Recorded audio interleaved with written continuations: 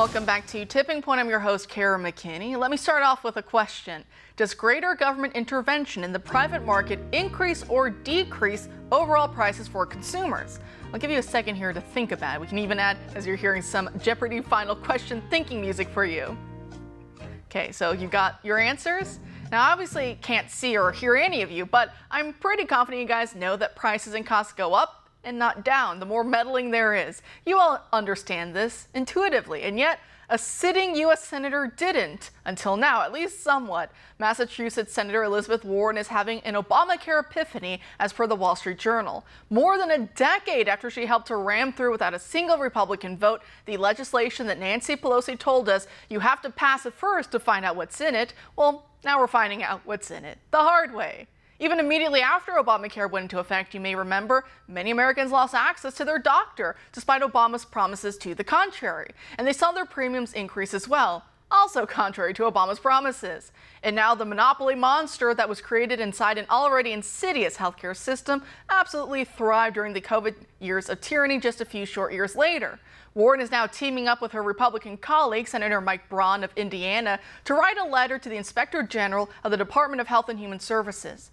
They warned that premiums, what Americans pay monthly for their health insurance, has been rising 20% faster since 2011, when the medical loss ratio of Obamacare went into effect, than it did in the 5 years preceding it. Basically, the medical loss ratio, or MLR rule, was touted by Democrats at the time as being a way to de facto cap profits for big corporations. And that's because the MLR required insurers to spend 80 to 85% of their revenues on medical care and on improving quality, instead of, say, spending that money on kickbacks or raises for the CEO. But instead, all it did was add a huge incentive for industry consolidation, which ends up creating the very problem of massive profits at our expense that the MLR set out to fix. That's the government for you. The senators explain in their letter, quote, "Just a year after the MLR requirement was put in place, United Health Group formed Optum, which now includes a PBM and a specialty pharmacy, as well as over 70,000 physicians. Today, United Health Group spends 25% of its medical claim revenue to its Optum subsidiaries, in other words, to itself. Similarly, in 2019, CVS Health sent 13% of its profits to its own providers and pharmacies. The calculation is simple. By owning every link in the chain, a conglomerate like United Health Group, which includes an insurer, a PBM, a pharmacy, and physician practices, can send inflated medical payments to its pharmacy. Then, by realizing those payments on the pharmacy side, the side that charges for care, rather than the insurance side, the insurance line of business appears to be in compliance with MLR requirements, while keeping more money for itself," end quote. Joining us now to discuss all this and more is Jeffrey Tucker, the president of the Brownstone Institute. Jeffrey, thanks for being here tonight.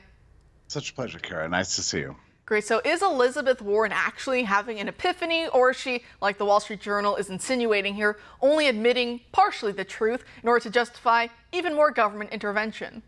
The Wall Street Journal editorial on this was just mighty and correct, and it's just been a dreadful disaster ever since Obamacare was passed.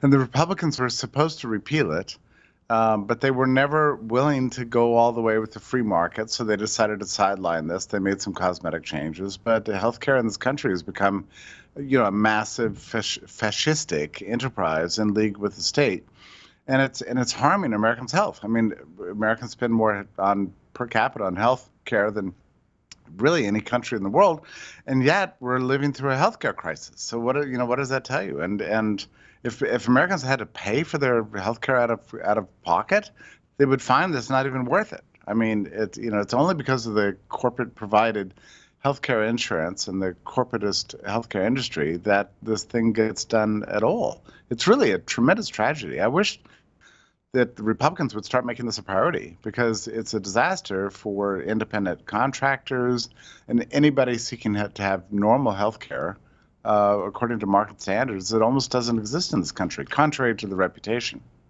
And then, of course, within a few years, COVID came along right after Obamacare. So the industry consolidation had just, ramped up even more. They owned everything vertically top down, and they made so much money off of COVID. Do you think COVID in this way also has kind of blown the lid or exposed a lot of this?